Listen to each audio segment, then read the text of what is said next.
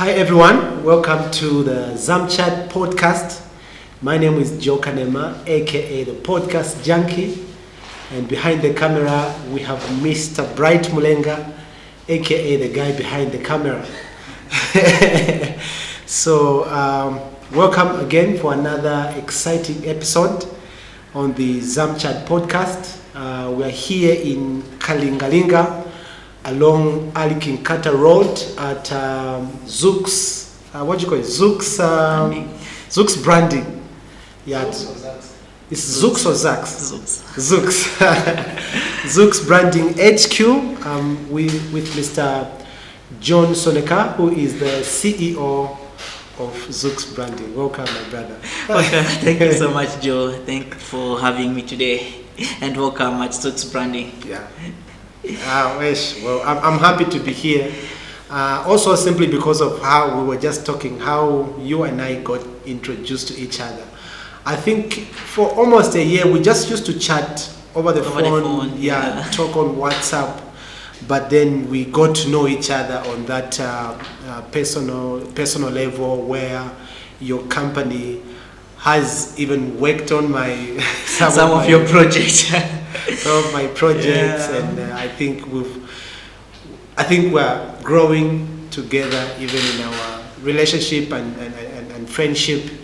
But to get to just understand you better, I think I will just take it a little bit back, just to try and get an understanding of where you're coming from, to how you got into Zux, and we'll be able to chat about some of the challenges that you faced and how you have prepared yourself for the future. Just to get to understand where you're coming from, JOHN SONEKA. Where were you born? Where's your hometown? Oh yeah. As by you could already tell by the name Soneka, that is a Choko name. I'm from Northwestern, but born and raised here in Lusaka within Kalingalinga. And I don't know why I like Kalingalinga. I've been in Kalingalinga for so many years now. And we are still in Kalingalinga. Born from a big family of close to 15 kids. Yeah. 15 kids? How was it growing up in such a... Amazing. A lot of experience. You start resolving issues at a very young age. Conflicts. You being also one of the elderly children. Yeah, It has been amazing. You said Chokwe. Yeah. Chokwe. That is Northwestern Province. Do you know a little bit of some Lunda or Luvale or something? A bit. Because I'm Lunda myself. I know. Okay. Kachini mwani. Okay, Kana. Kachini. Okay, that's nice to hear. And so you say you were in your family, you were 15 of you. Yeah. And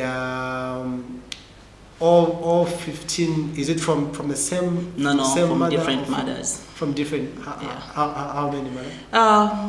The big man had a chance of having 3. Okay. Yeah. Okay. And you are from? Is it the first one? Second. The second? So dad was like an Impali sort of thing. Let's call him that way. Okay. That's interesting. And I mean, old folks, our fathers. They knew how to do it. Well, it could be. I mean, it's rare to find that Mwabako Femweka. No way. Because even me, my dad, he had another child. Out of So anyway, is it just typical of men? Anyway, I don't know. Okay. So you said you grew up in Kalingalinga. Yeah. All 15 of you. Yeah, not all of us. Some were in Libala, some in Jonling, and a good number here in Kalingalinga. Okay. Kalingalinga has been our base. Okay. Yeah. What when you went to school and everything, when you finished your grade 12, what program did you study after that? Yeah, after my grade 12, I had to do computers, IT, with education from the University of Zambia, of Lusaka, UNILAS. Yeah, that's where I had to spend 4 years and of today I'm a IT specialist. Okay. Yeah. Oh, interesting. So that's degree in... Yeah, it's degree in IT. Okay, interesting. I just want to understand. I think we've spoken about where you went to school, but what I want to understand is being your nature, being a person with albinism. Albinism, yeah. In your family, are you the only one with albinism? Yeah, or I'm the is only one. Other kids, and just I'm the only take one. me through, even with the family, how they were able to take that. Take it. Yeah. Yeah, I'm the only one with albinism, and I would say I'm grateful because first of all the parents understood what albinism is all about and how it comes up, and I had support from the family, starting from dad and everyone in the family. They really understood, and majority of them were fighting on my behalf. I didn't have to fight my own battles. Yeah, but one thing that really changed my life is dad telling me to say you are not different from the rest. Whatever other children who have black skin can do, you are able to do it. The only difference you have is you lack melanin, and that should not be a barrier to your progress. And those words have been ringing in my ears all the time, and yeah, I don't know if I'm doing whatever I'm doing today to prove the world that albinism is not it's not a disability. Maybe. Yeah. Interesting. And throughout, because I know school is one of, because we spoke about school, is one of those places that can be challenging, especially for a young person. As you did you face a lot of negativity in school? Of course. Yeah. Of course. You know that albinism first of all comes with visual problems, and you find yourself you have to fight for the first row. And some teachers could not understand the conditions. They could say whatever they could, some could, but after it all, it's whenever I could come back home crying, I could be told to say, if you accept who you are, whatever they are saying will never affect you. But there were some few challenges, living in a compound like Kalingalinga, whenever you pass, kids will be calling you names and stuff like that. Yeah. Do you think that now where we are, let's say this is 2024, over the past years, has there been a difference, or let me say like an improvement in the way that people with albinism are treated in our society? Has that improved? Because I remember when we were growing up, I think pockets of abuse or even negativity, they were there. But from your own experience, would you think that there's been an improvement now with the way that people act towards people with albinism?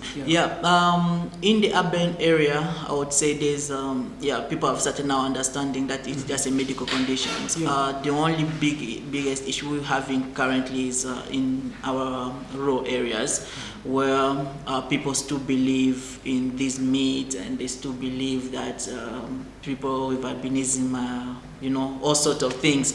I can give you an example. Few years ago, we recorded a good number of cases of ritual killings, ritual attacks. I can give you an example of what happened in 2018 in Eastern Province, where there was a lady called Miriam who had her hand cut off.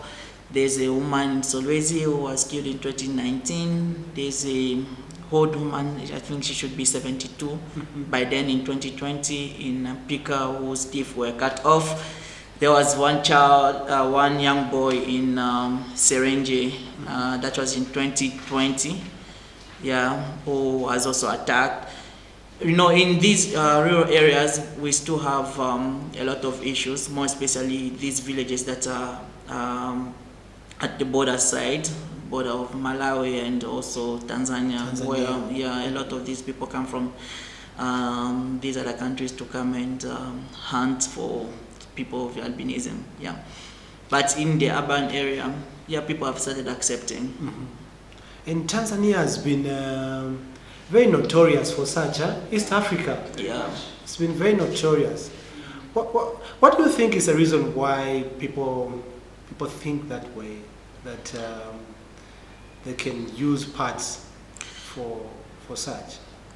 You know, as Africans, we believe in several things, you know, and majority of people also believe in those myths to say, yeah, if you get the part of, let's say, the genital part of a guy with albinism, you can go do your rituals and you become rich. If you use his hair, you can go do your rituals and become rich, stuff like that. I believe it's just a belief they have, which is not proven. Yeah. It's not proven in any way. No. I mean, it's a myth, and I'm glad to hear that that has improved, especially in the urban areas like Lusaka. People are learned now. I think it's just an issue of sensitizing people as well, helping them understand that it's just a melanin issue, it's just a skin. Yeah, we are all the same, you know. Are you involved in any advocacy or? Yes, or, yeah. Yes. I think from 2017, I've been affiliated with Albinism Foundation of Zambia, and although for the past 2 years I'd put it on pause, first of all because I wanted to focus on myself, because I've also seen what is happening, you know. All the time we should not just be crying for help. It's better we start also focusing on building ourselves to start helping ourselves, because those who help, they will not help us every day. Yeah. From 2020, when I did the last donations, that was in Lundazi. I'd gone to Lundazi to visit kids with albinism. From then, I've not done any big projects for people with albinism. I believe this year I'm planning to visit some kids with albinism in Pika. That will be in June. In due time, I will announce. Okay. But yeah, I'm affiliated. I'm in touch with a good number of organizations that deals with raising awareness about albinism. That is very nice, and I think I'm glad also that we can have such conversations. I think shed some light and be able to spread some love. When it comes to, because I know the skin is also sensitive. Very sensitive. What sort of cream, like on a normal daily basis, what sort of cream do you use, or how do you protect your skin? Yeah. First of all, as we all know, the biggest enemy of people with albinism is the sun. Yeah, that is the biggest enemy. And as for me, I always plan my days to spend majority of the time under shade rather than being exposed to the sun. But when it comes to screens, there's a good number of sunscreens that are available in the market. I will not mention names, but any sunscreens can do, dependent on the type of albinism you have, and there's also types. Yeah, okay. And how critical or how severe your albinism is, because I know we have 3 types, major ones, type A, B, and C. Okay. And type A is the one that is more chronic, that affects both, that affect the side, the hair, and the side, the hair, the skin. And yeah, that is really chronic. And we have type B, which is medium, and for myself, I'm in type C. One of the things that is really affected on my body is the skin and the sides, and you can see my hair is a bit not pale. Yeah, the hair is changing as we grow. Yeah. Okay. I'm learning today. I didn't know that there's types. There are types. Yeah. And also albinism is not only discovered in human beings, even in animals. We do have animals who can be affected. Okay. Who can have the gene of albinism. Yeah. Oh, interesting. Is there like any type of an animal can? Yeah, we have crocodiles. We have some crocodiles which have albinism. We have zebras that have albinism. We have uh, um, even dogs and pigs. And in animals, it's even worse because sometimes when it affects their sight, they can't defend themselves. Ah, because it affects Their sight, yeah. Ah, okay. Interesting. Interesting. I've learned something new today. Oh yeah. Yeah. So I think we've dwelt sort of on your upbringing, and then you go to Unilas, where you did IT. So after you do IT, where did you start working? Yeah, I would say first of all, sure,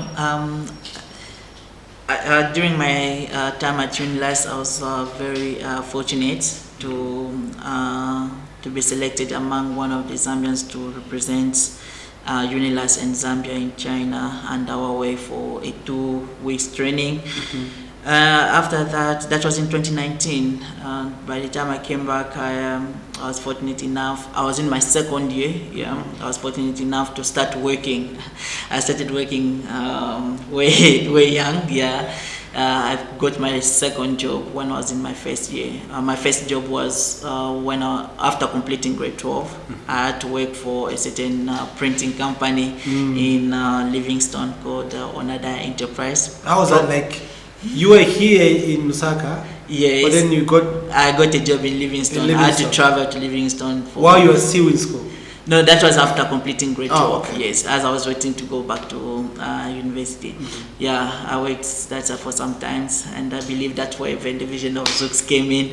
Yeah, and with Huawei, I worked with Huawei for close to a year as the ambassador, and got a job with Nyamuka Africa when I was in my second year.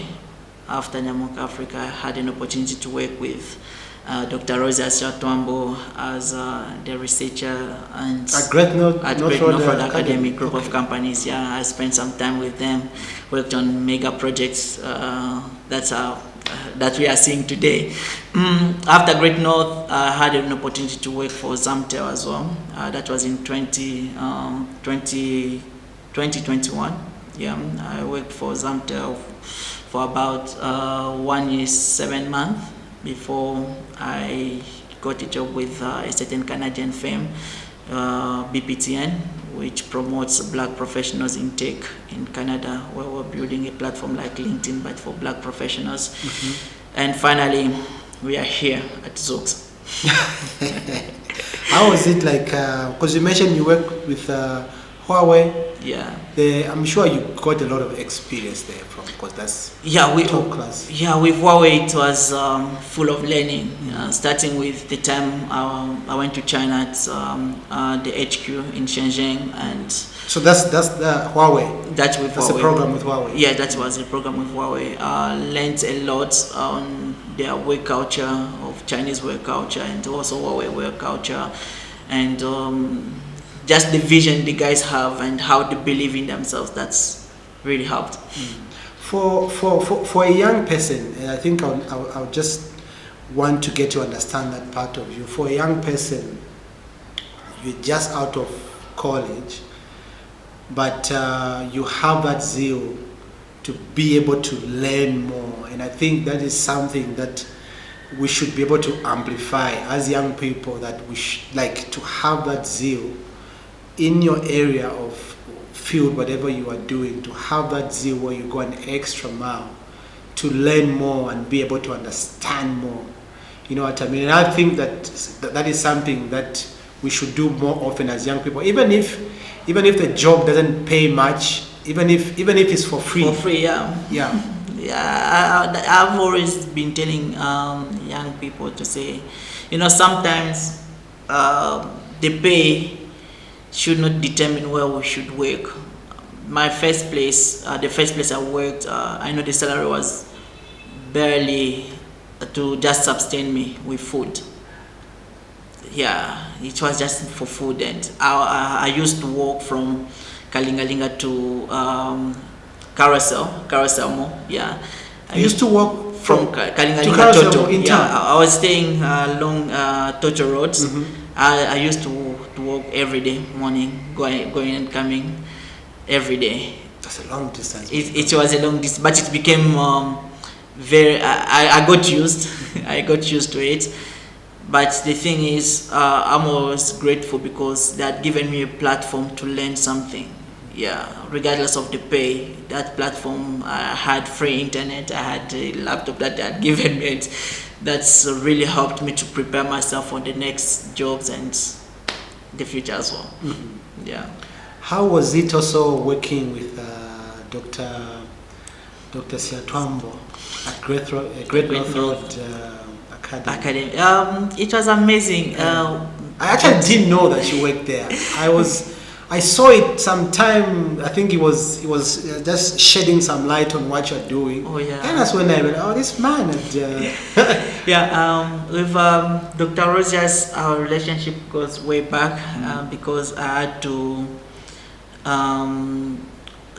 write my grade 12 exam from Great North Road Academy under this year at one point, and after that. The time I was still at university, since I was doing IT with education, and looking at the record that left at school, because I had my grade 12 had some good results that impressed literally everyone that side. The time I was doing my program with Unilas, I was supposed to be attached to a school to do my TP, the teaching practice. And I thought of going back to Great North. And the time I went back that side, I was teaching principle of accounting and computer studies.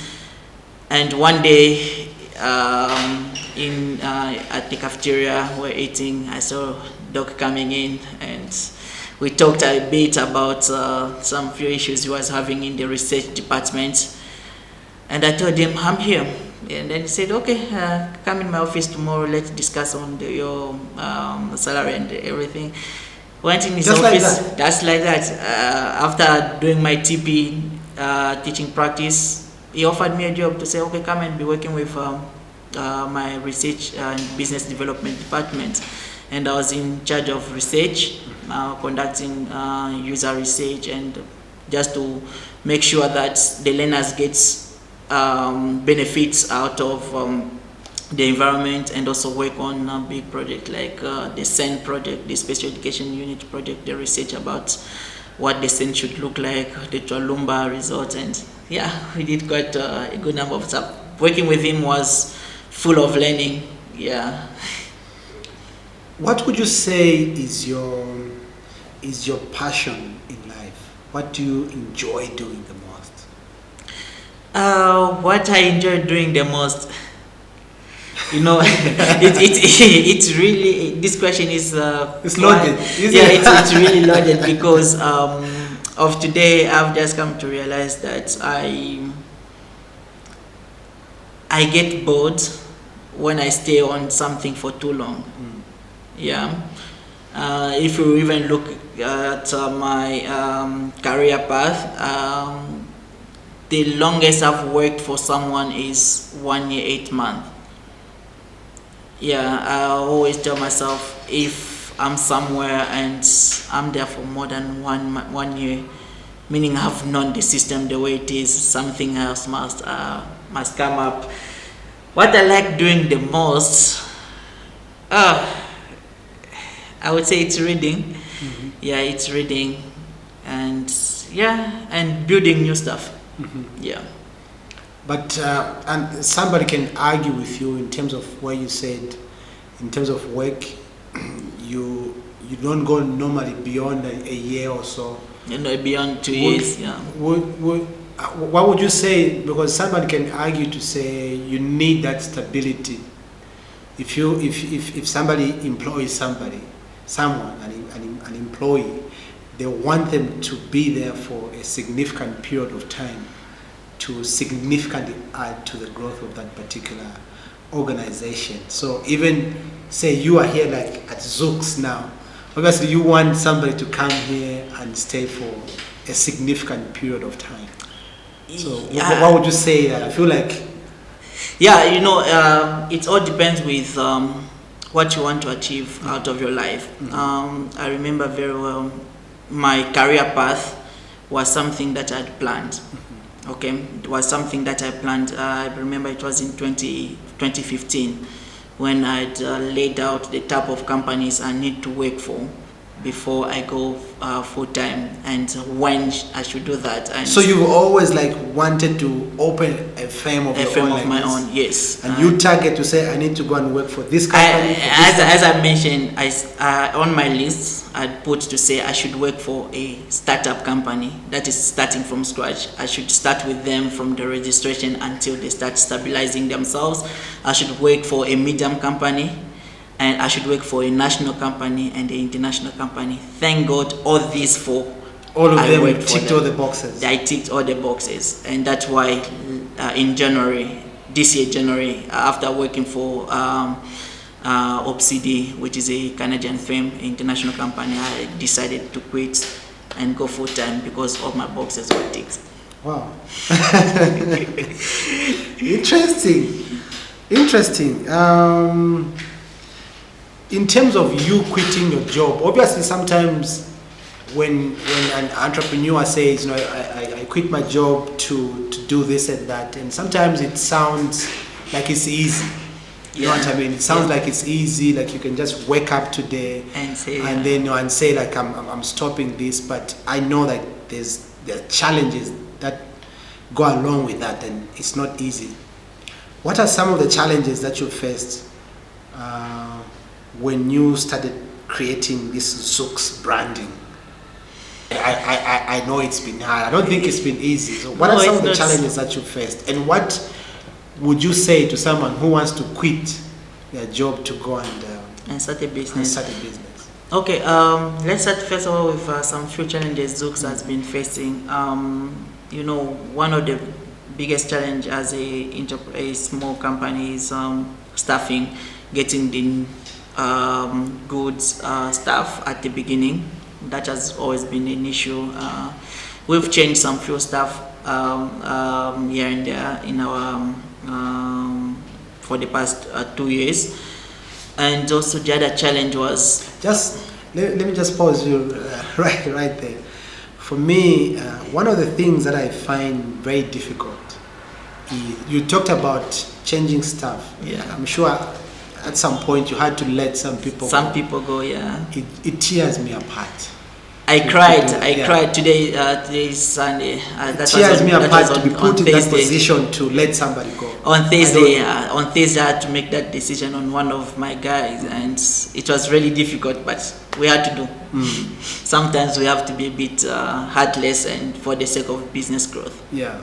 But yes, that it's not easy to do. It's not easy. No, it's not. To give someone. I don't envy HR. Yeah, I don't. That's why HR say, don't call us. Yeah. We'll call you. And if we don't call you, don't even bother to just know that we've not picked you, because it's very difficult to give someone sad news like that. Yeah, so you were saying, I cut you short. Sure, and also the other challenge I faced was jumping between my full-time employment and also building Zux aside. I struggled with it for 1 year plus. Regardless of me sometimes working remote, it was still a bit challenging because building a company requires 100% of your time. There are a lot of things. We are not here to build a container type of business. For the type of business we want to build, there's a lot that we have to put in, and having a full-time job, it was quite challenging for me. Thank God my business partner, Ms. Ivan Musa, was with the team. He really understood the assignment and did some cool stuff with the team so far. But the biggest challenge has been before was me jumping into Zux and also full-time. Now that I'm fully in the business, the biggest challenge we have right now is setting up the systems. How many staff do you have at the moment? Right now, full time. Full time and part time. Full time we were 7. Now we are 6, and we are planning to bring 2 more. That will give us 8 full time, and part time we have 4. Who we engage when we have work overloads. Yeah, in total we can talk of 12 people. Mm-hmm. Yeah. Interesting. I asked earlier also on what advice would you give like to somebody who wants to quit their job to basically go full-time into entrepreneurship, because it sounds so nice, like somebody saying, "Oh, I quit my job to start a business." Yeah, but it's not easy. The advice I will give them is don't do it for fun. Have a plan. Okay, have a full plan, and when you are doing business will tell you, will dictate some decisions you have to make. For instance, in 2022 June, when we registered the business, there was no big need of me being here full time, because the deals could come once a week, twice a week. You look at it, you have bills to pay, and what you go like, okay, don't put me on salaries and whatever. You guys can enjoy that. But as times went, we start now having a lot of demand. The demand increased, and there are now clients who wants to be having meeting with the owner all the time for them to make decisions. Now you see that at your workplace you are needed full time, and also the businesses also decide they want you for you to close the deal. It becomes a bit tricky. But the advice I can give is come up with a plan. If your workspace is flexible enough for you to combine the two, do it until you see that what you are getting from your business is far better than what you are getting when you are employed. Then you can go full time. But don't just wake up in the morning and go like, "Oh, John say he quit, and I'm also quitting today to go full time." It might work, it might not work. Mm-hmm. Yeah. Interesting. So you've been running Zux now for what? We will be 2 years, officially 2 years in June, mm-hmm. But we operated for 2 years before registering the business. Mm-hmm. Yeah, we're operating from home. Mm-hmm. How do you manage to get the deals that you get? Because obviously, like, you are fighting with all these other branding companies that are there. How do you manage to convince the clients or to showcase yourself to get the deals that you get? Because you are not alone. You are fighting with other people that want this deal. I saw like you recently did something for Nchwala. Oh yeah. Where you did for one of the, Yo-Yo. Yeah, for Yo-Yo. Yeah. So how do you? Because being a company that you're just clocking 2 years now, I'm sure there are some companies that have been around for years. Yeah. I would say it's teamwork. First thing, it's the efforts the whole team is putting in place to help us win few deals here and there. But it's not easy. It's not easy knowing that the corporate world is very small here in Zambia. We have very few corporate companies, and all the printing companies are targeting the same guys. And for Zux, one thing we really focus on is delivering stuff that are of high quality, because we believe if we deliver good stuff on time, and we'll have more clients, and that's what we've been now really working on with the team to differentiate ourselves from the rest. It's a good thing that you've mentioned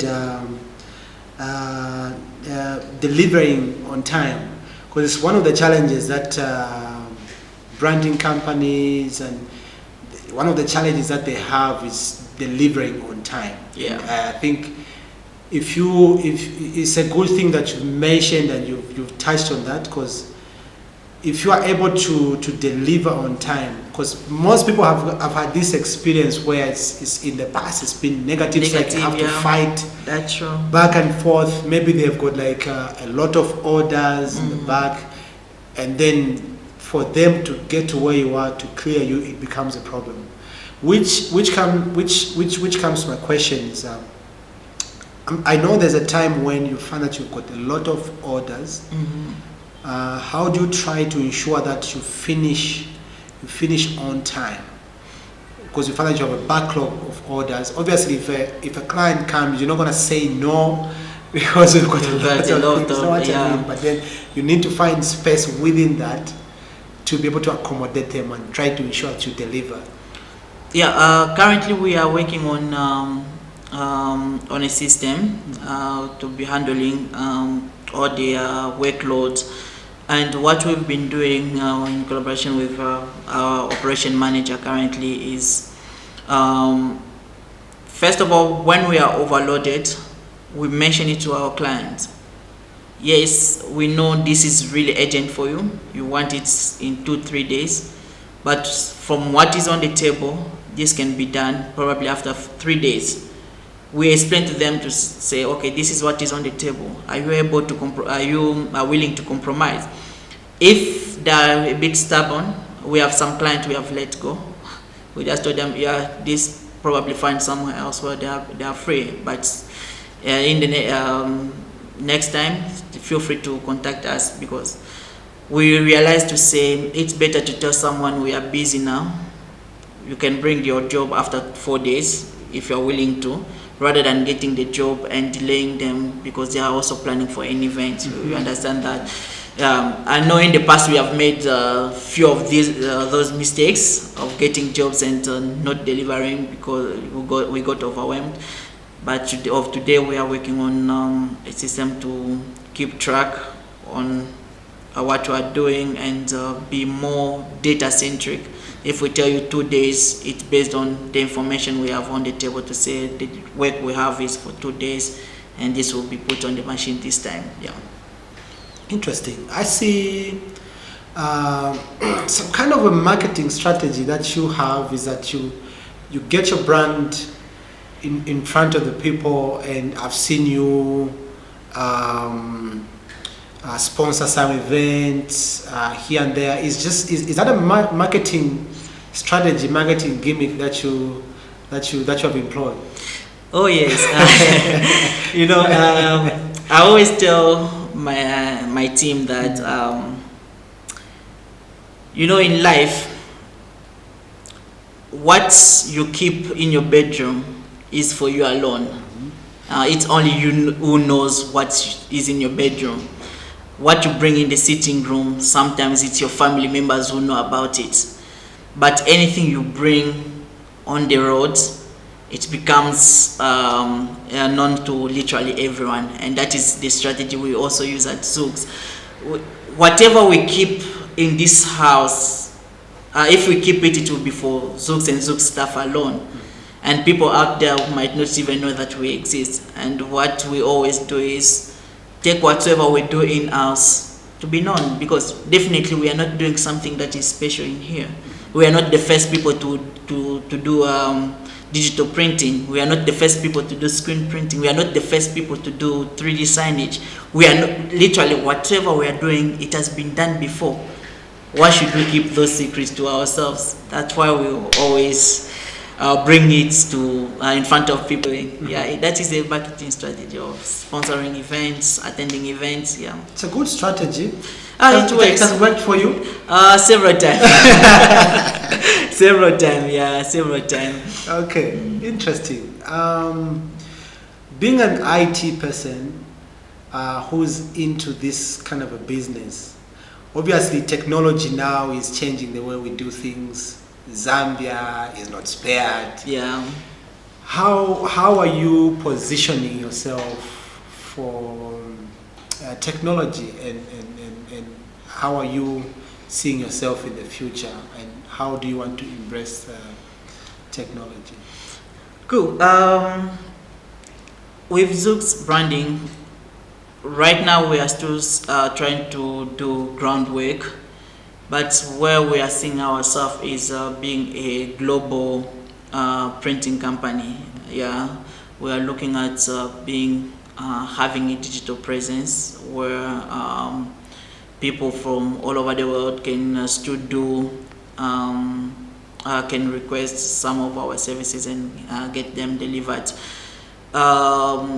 Being an IT guy, I'm cooking something, let me say it that way, that will really revolutionize the printing space and the way we do business, or the way we do marketing and advertisement in Zambia.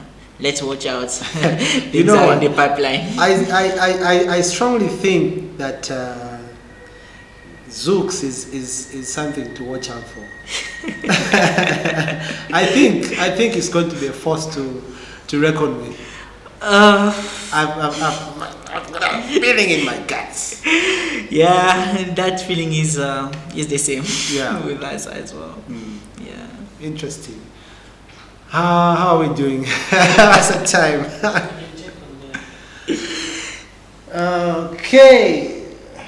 Okay, we're at 41. I think we can wind up. Okay, yeah. So how do you, maybe Justin? Yeah, how do you see Zux? Because we're talking about the future now. Mm-hmm. How do you see Zux, say, in the coming future? Yeah, that's a good question.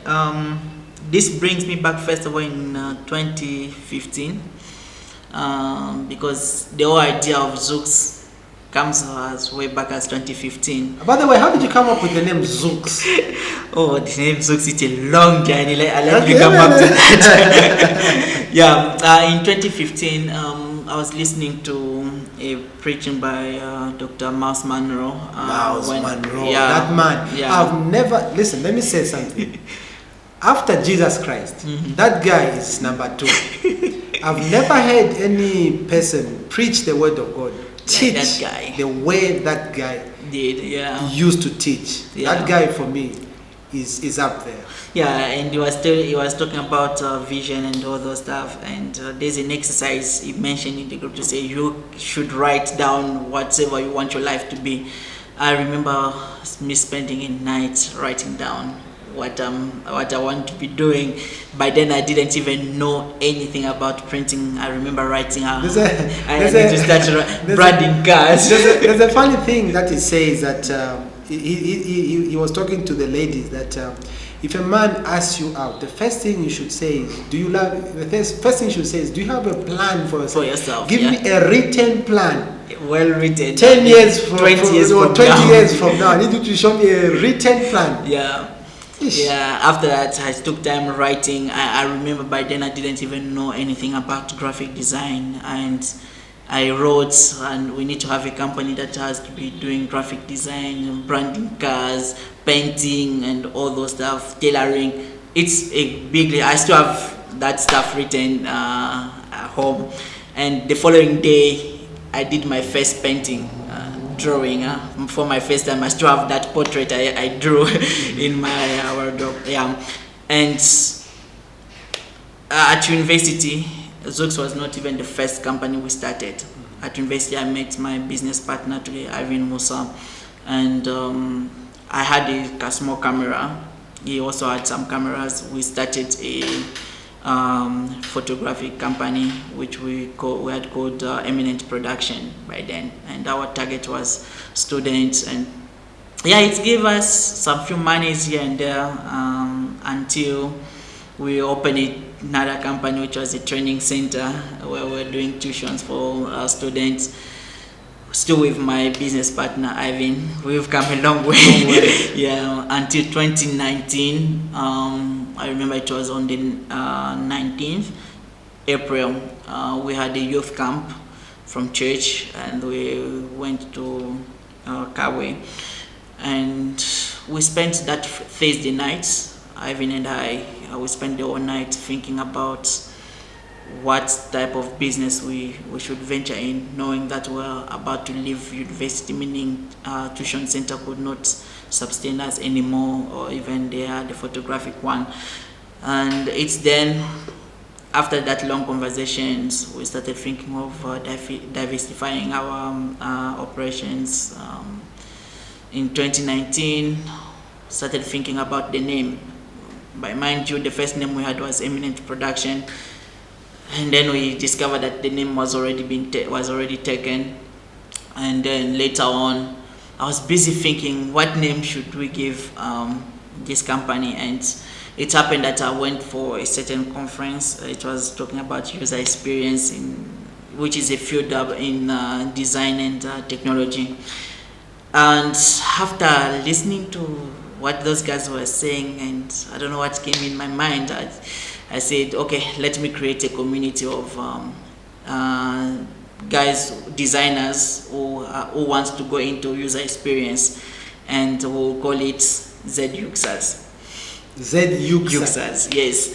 And we had to run that community for close to 2 months, and then I now started thinking of registering the company. The day we had to go to Parker to submit the names, I told Ivan to say, what if we just call this Zux? He went like, Zux, what does that mean? I just told him, that is Zambian user experience. He went like, that sounds cool. Meaning we'll be giving Zambian's brand a Zambian touch. We'll be putting a Zambian touch to their brand and make them stand out in the business. And yeah, that's how we came up with Zux. And yeah. Interesting. Oh, interesting. So for a second I thought it's from like Zeus or something like that. Oh yeah, a lot of people go like, is it Zeus? Yeah. No, but that stands for Zambia User Experience. Okay. Yeah. Interesting. Just Zux it. Just Zux it. That's a theme. Right? Yeah, that is our main motto. That's the main motto. Yeah. Just Zux it. Yeah. That's the tagline. Interesting. I have to let you go.